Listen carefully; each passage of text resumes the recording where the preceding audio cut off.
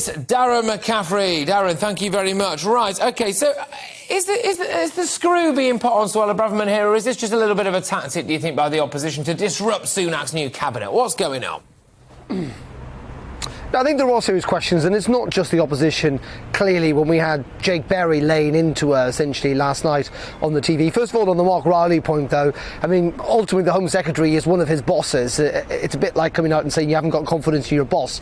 I think that wouldn't be necessarily terribly good for your career prospects. But let's deal with what Jake Berry was saying last night.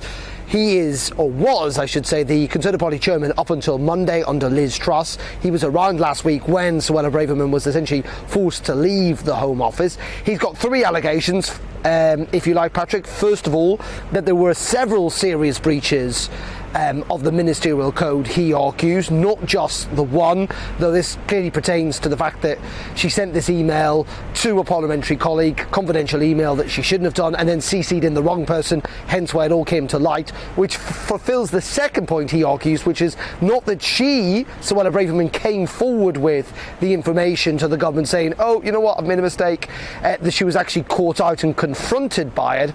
And third of all, that in the end, we've got this situation where Jake Berry is arguing that Simon Case, who is the Cabinet Secretary, so the most senior civil servant, essentially forced the Prime Minister's hand last week to say the Home Secretary at the time, Suella Braverman, needs to go. And also, then on the reappointment on Tuesday, was not very happy that she was reappointed to the job. So you've got this all coming from a former Conservative chairman. You've got another Conservative MP, Caroline Noakes, saying this all needs to be looked into. You've got the Labour opposition, unsurprisingly, piling in, saying we need to know what Simon Case had to say about all of this to Liz Truss and indeed to Rishi Sunak. And in the end, I think you've got a government who are, right, legitimately so, saying, you know what, she's a very capable minister, everyone deserves a second chance.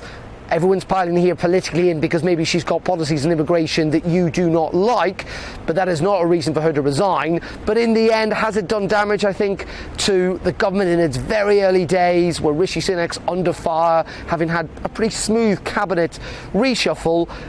I think it is doing a bit of damage, is the bottom line, Patrick.